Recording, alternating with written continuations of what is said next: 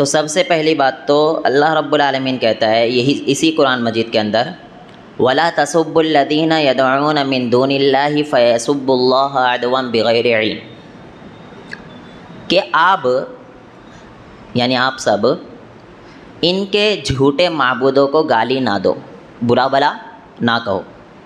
देखो कुरान इनको झूठा माबूद भी कहता है लेकिन फिर भी कह रहा है गाली ना दो, बुरा भला ना कहो। फयसुब्बुल्लाह अदवन बिगैरि इल्म, उसका नतीजा ये होगा कि जब आप गाली दोगे ना उनके झूठे माबूदों को, तो वो बगैर इल्म में आपके सच्चे खुदा को यानी अल्लाह रब्बुल आलमीन को बुरा भला कहेंगे, अल्लाह रब्बुल आलमीन को नाउज़ु बिल्लाह गालियाँ देंगे। तो जो कुरान हमें ये तालीम देता है कि किसी गैर मुस्लिम को, वो किसी भी धर्म को फॉलो करने वाला हो, किसी भी मज़हब को मानने वाला हो, चाहे वो अल्लाह को मानता हो या ना हो, उसे भी आप ताने नहीं दे सकते। वो जिस गॉड को मानता है, जिस भी शख्सियत को खुदा मानता है, आप उस शख्सियत को बुरा भला नहीं कह सकते। क्यों नहीं कह सकते? क्योंकि फिर वो रिएक्शन एक्शन का रिएक्शन होता है। जैसे आप कहोगे तो फिर वो आपके सच्चे खुदा यानी अल्लाह रब्बुल आलमीन को बुरा भला कहेंगे।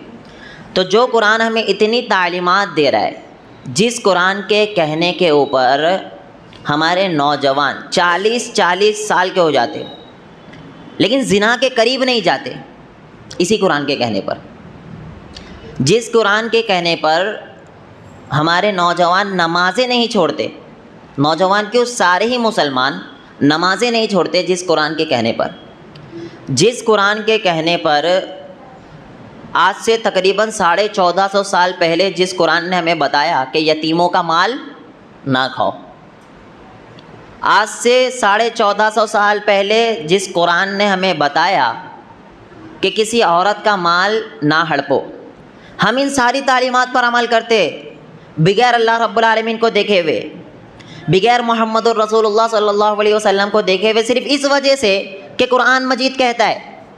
तो जिस कुरान के कहने पर हम इतनी सारी चीज़ों से रुक सकते हैं, तो जब उस कुरान मजीद की बेहुरमती की जाए तो हम और आप बहैसियत मुसलमान खामोश नहीं रह सकते। इंसान तो छोड़ दो, मुसलमानों के जज्बात को ठेस पहुंचाना है ये कि आप सरेआम कुरान मजीद को जला रहे हो। जिस कुरान मजीद को पढ़कर हमारा आपका ये अकीदा है कि जो कुरान हमारे लिए क्या बनेगा, सिफारशी बनेगा।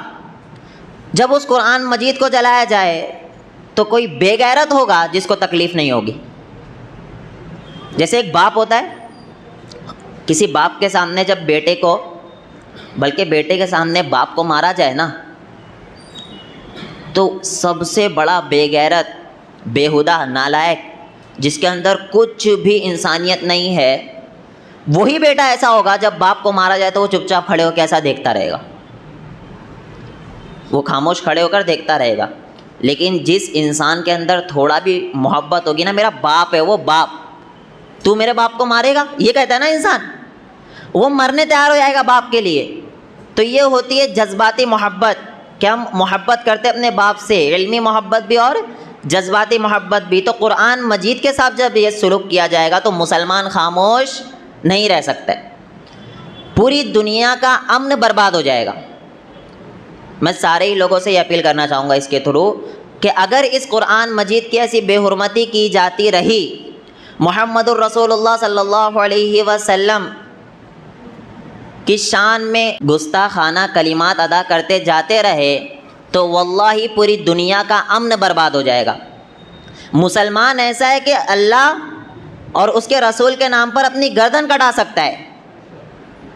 मुसलमान नाम ही है मुसलमान, जहाँ पर अगर कुरान की बेहुरमती की जाए तो एक मुसलमान के ये जज्बात को ठेस पहुँचाना है। इसलिए मैं कहता हूँ हमारा इम्तिहान ना लो। हम जब तक कह रहे मिंबरों से खड़े होते हुए कि अमन को कायम रखो, अमन को कायम रखो, अमन को कायम रखो कह रहे ना, कोई आलिम कभी कहा कि रोड पे जाके मारो सबको? किसी ने कहा? किसी ने नहीं कहा। लेकिन जहाँ कुरान का मामला होगा ना, तो मुसलमान आवाम किसी के बाप की भी नहीं सुनने वाली है, कि कुरान है किसका कलाम? अल्लाह रब्बुल आलमीन का। तो जब कुरान के साथ बेहुरमती की जाएगी तो एक मुसलमान के दिल में ऐसा हो ही नहीं सकता है कि ये जज्बा ना जगे कि मैं इस इंसान को चीर के रख दूं। अल्लाह अकबर।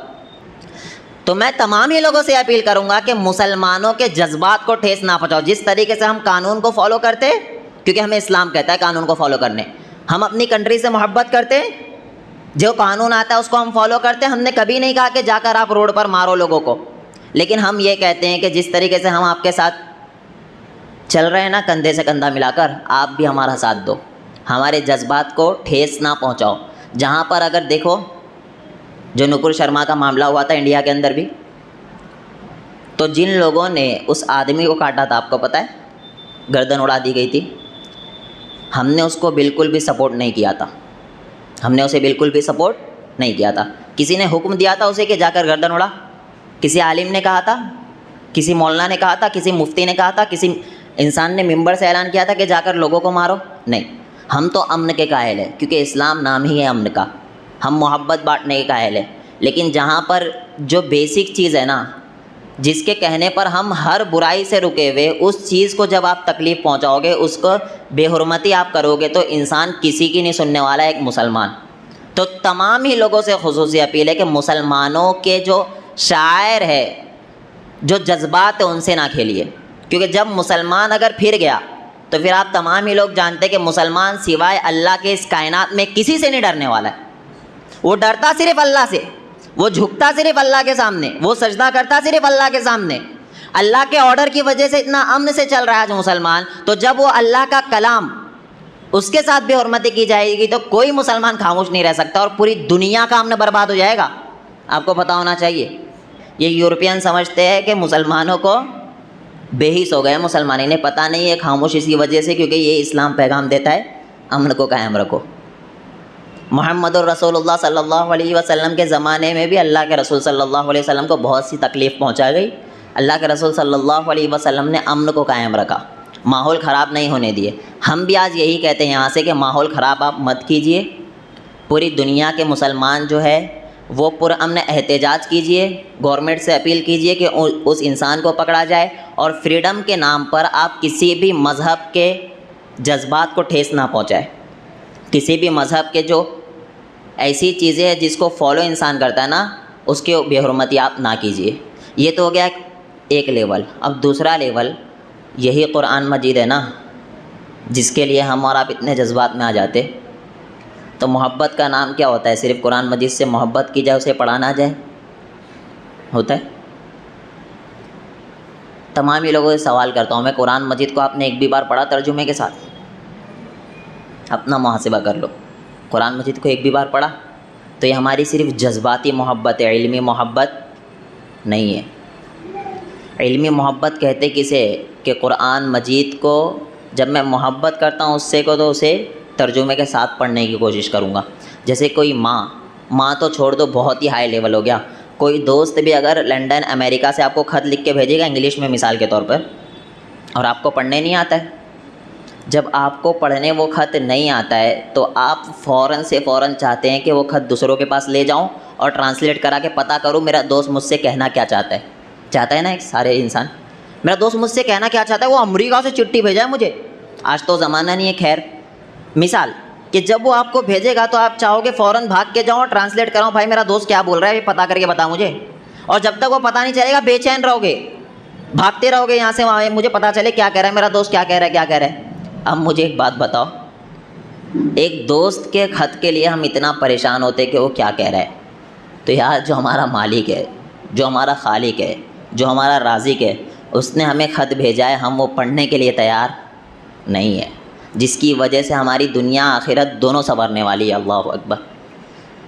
तो आप तमाम ही लोग कुरान मजीद को पढ़ने की कोशिश करो। मैं ये नहीं कहता पूरा ख़त्म कर दो एक दिन, एक आयत पढ़ने लगो। जो कुछ नहीं पढ़ता है ना, एक आयत पढ़े, एक आयत पढ़े, उसका ट्रांसलेट भी पढ़े साथ में। एक एक आयत कर करके आप इंशाअल्लाह ताला आप ज़्यादा कुरान मजीद को पढ़ने लग जाओगे। ये होगा मोहब्बत कुरान मजीद से। जब तक आप अमल नहीं करोगे कुरान मजीद के ऊपर, आप मोहब्बत के दावे करते रहो, लेकिन आप उस मोहब्बत में पक्के रहने वाले नहीं हैं।